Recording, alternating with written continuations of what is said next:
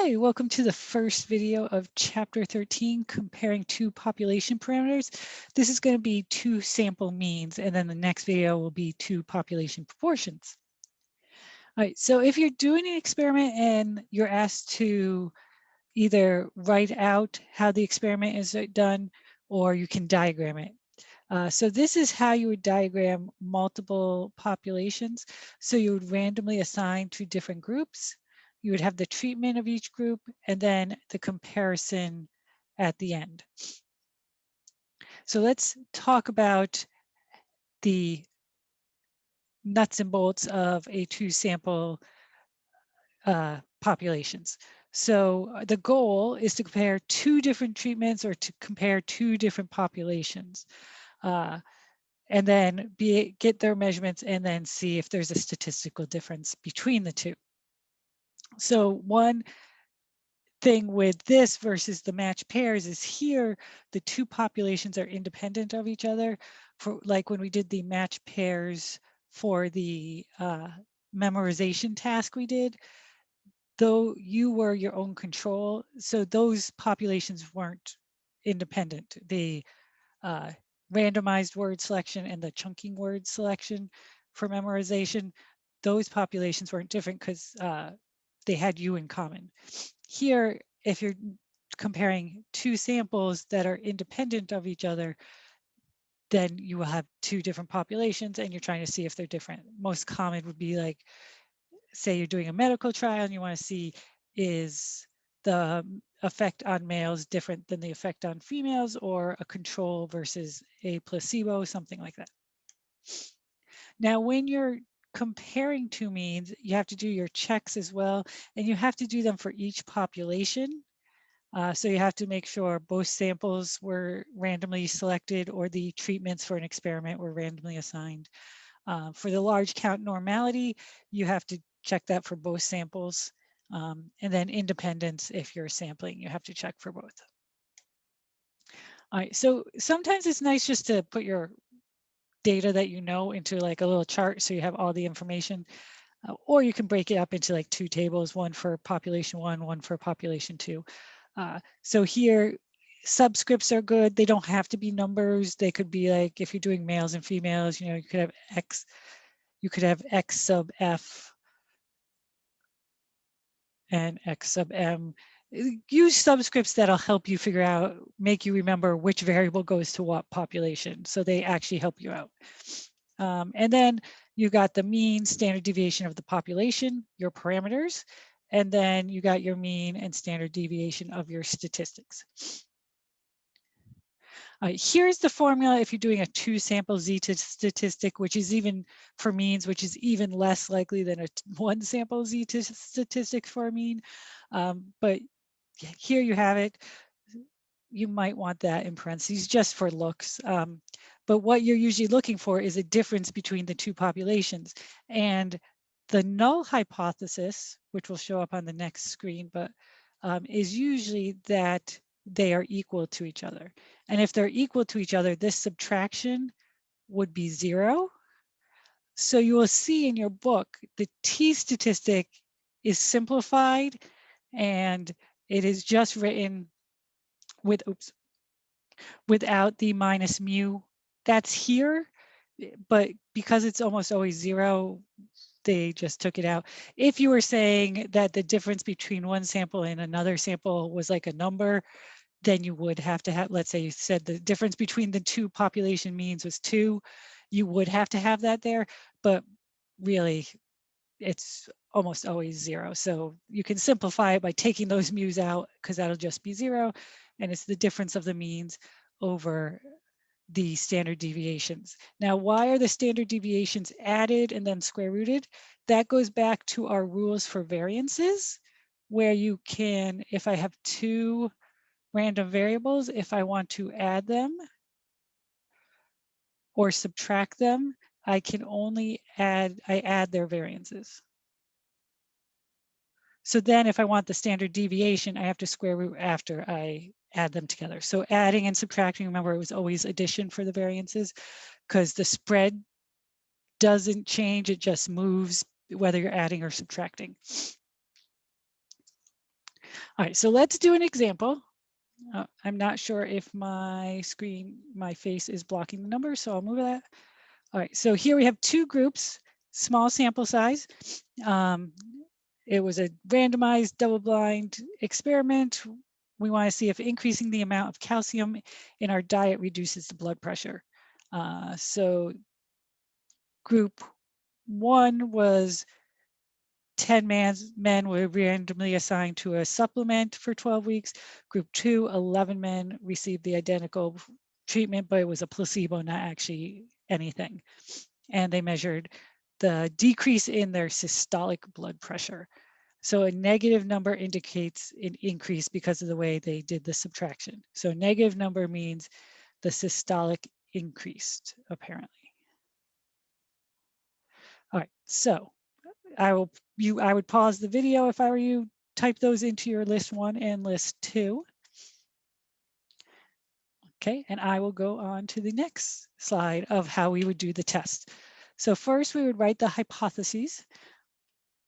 And so we have mu1 equals mu2, and the alternative is that mu1 is greater than mu2. So increasing calcium does reduce the blood pressure. So because the subtraction, if it's negative, means an increase. So the other way would be a reducing. You could write them in this other order if you want. If you want the subtraction to be greater than 0, increases the calcium, whichever is easier for you to do, figure out the correct inequality is fine. Both are perfectly acceptable. And you should define mu1 and mu2 above, so you know what each mu is measuring. All right, then conditions stated in the question that they were randomly assigned to treatment. They're less than 30 sample size, so we just got to check for T that the normal probability plots look approximately normal. There's no large outliers there, so looks good. And we're an experiment, so we don't have to worry about sampling without replacement. All right, calculations. So we got our 2 groups. It's good to write out all your values here. So we got standard deviation, our sample mean, our sample size, and which group is which. So this also could go to the definition, because then you know mu sub 1, that's the mean of the group 1. So if you had this might be enough for your definitions. Okay, and then now here's one point that the AP will accept either, I believe, at this point. It has to do with the degrees of freedom. One way to do it is to just look at both groups, take the smaller sample size and do sample size minus 1. So that would give you 9. So that's your 10 minus 1 and 11 minus 1. So you take the smaller. There is a formula. You don't need to know the formula. That's in your book to calculate the degrees of freedom for 2 samples. Your calculator will give that to you. So you can just write it off from your calculator if you want. So when you do the t-test, it will list you your degrees of freedom, and it should tell you that it's 15.59. So feel free to have that, use that number as well. All right.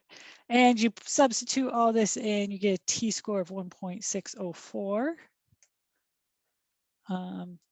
And oops. And the p-value from this, sorry, I didn't see that, is 0.0644. So greater than 0.05. So then your interpretation is the same as before. You want to make sure you reject or fail to reject, compare p-value to alpha level, and state that whether there is statistically significant evidence or not in context of the problem.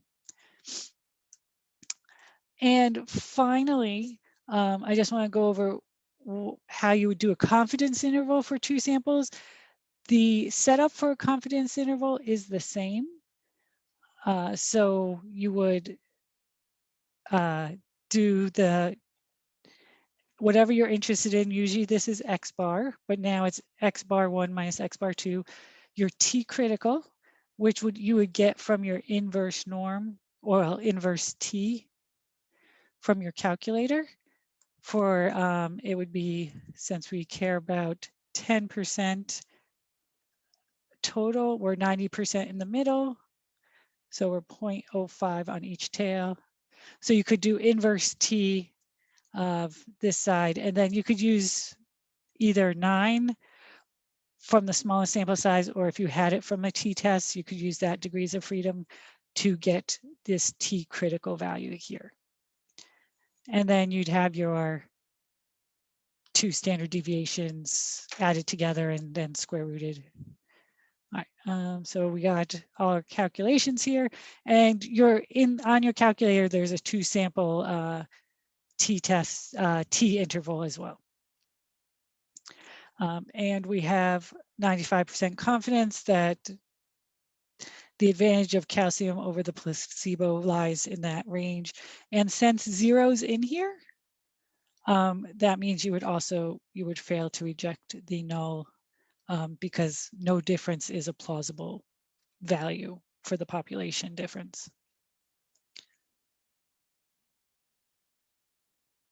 All right, on your calculator, I'll bring this up once we get through this slide, but on the calculator, you're going to enter your group 1 data, your group 2 data into your 2 lists.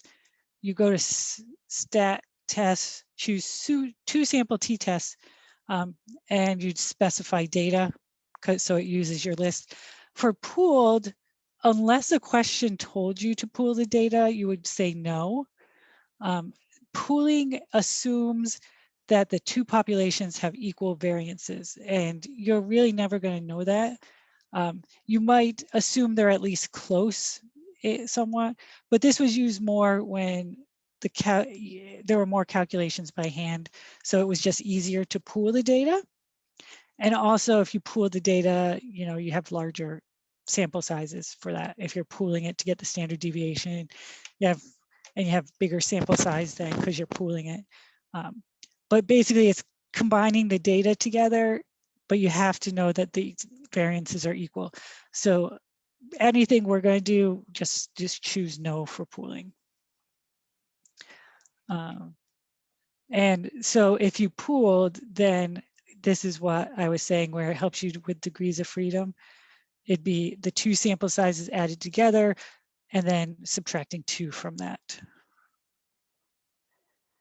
because you had 2 instead of 1 sample. All right, let me just show you the buttons on the calculator. And then we'll go to one more thing after this on how to read a computer output for this information. So we go to stat tests. So we got 2 sample z-tests. I doubt you're going to use that. 2 sample t-tests we might use. There's also 2 sample z interval and 2 sample t interval. Those again are the intervals. Again, you probably won't use 2 sample z. You could use 2 sample t. And then there's the proportion ones below on A and B and the proportion ones here.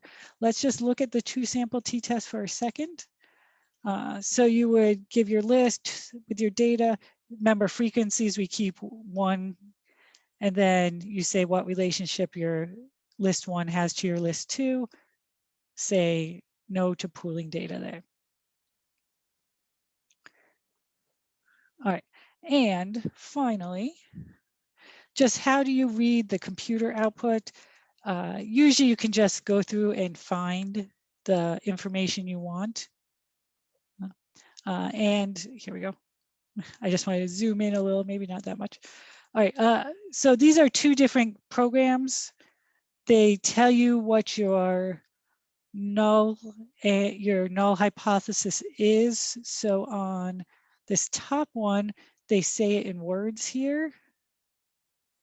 And they tell you calcium is greater than that of placebo.